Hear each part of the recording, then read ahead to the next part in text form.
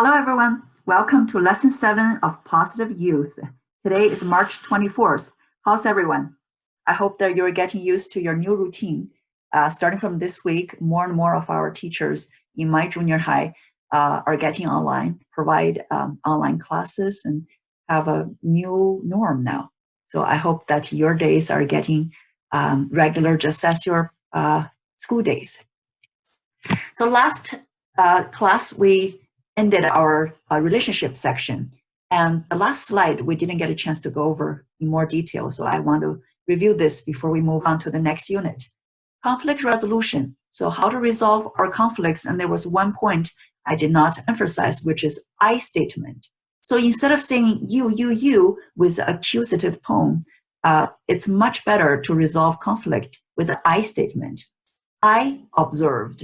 For example, one student raised a very good question. What if my parents ask me not to look at my phone during mealtime, but they do that themselves? So what should I do? So again, there's a conflict. So they are conflicting themselves with their words and their action. So what should we do? We can use the I statement. I observed that you looked at your phone during mealtime.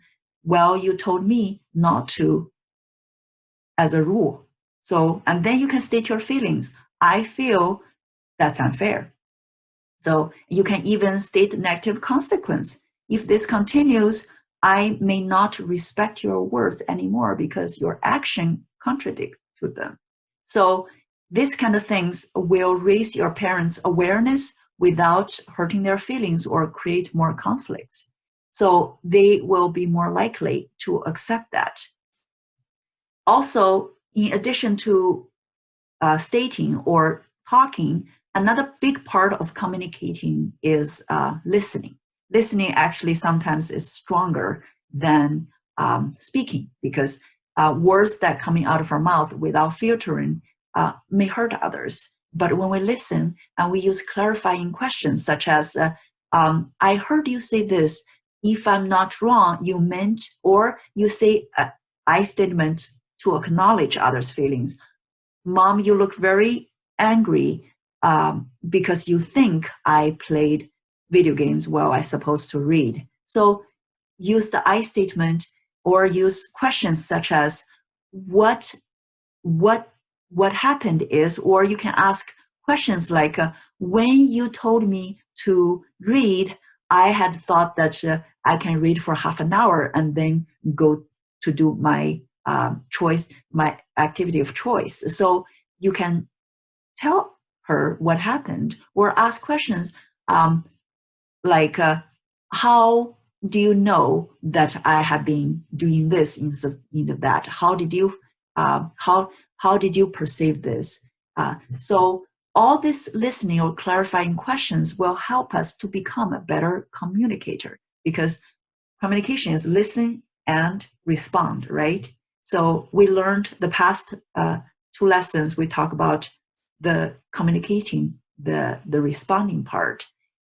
We also need to learn how to listen, observe, and then feel how the others are feeling. So this will help us to become a great communicator, especially with our peers, because conflicts I observed often happen in junior high and high school based on misunderstandings.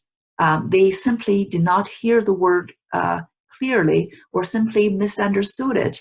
And that created a lot of conflicts and misunderstanding. So you need to use the pause tools here to clarify. If I understand it correctly, you're saying this and that. Paraphrase. Or did you mean? Just ask clarifying questions without a strong judgmental statements. That'll help you to become a better listener, which in turn will lead to a stronger communicator. That's a very big part of the relationship once you become a good communicator. All right, today we enter the next unit, mindful or mindful. What does that mean? So this is a big part of engagement. Engagement means you're fully focused on something. And first we need to study the first concept, how to be more focused. And mindful is a great way. So mindful means our mind is often full of stuff that are not related to what we're doing. So our mind is full of things that happened in the past.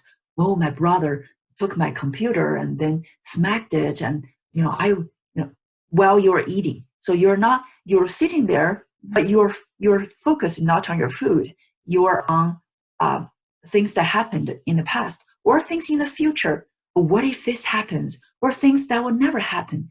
Or so worries that, again, have nothing to do with what you're doing right now. So research shows that close to 50% of our time, our mind is thinking about things that has nothing to do with our present moment.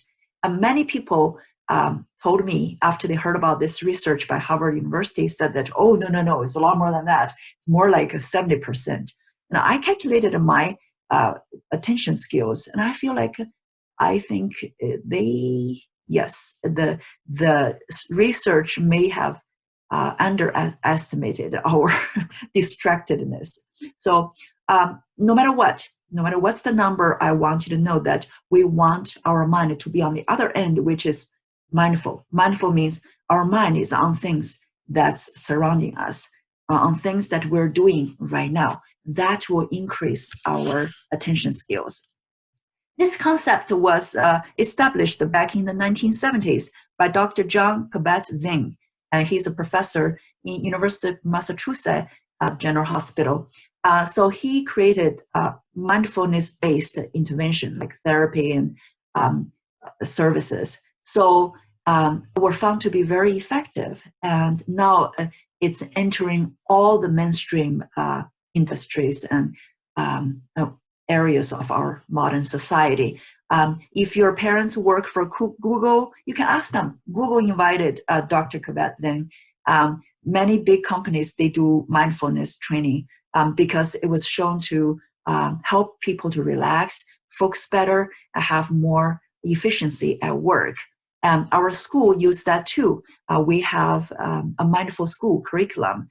They did a lot of research in the Oakland Unified School District, found out that the school that requires every single class do the mindful school program by the end of the school year. It doesn't need to be long. I do that too for my third graders, just 15 minutes after each lunch recess.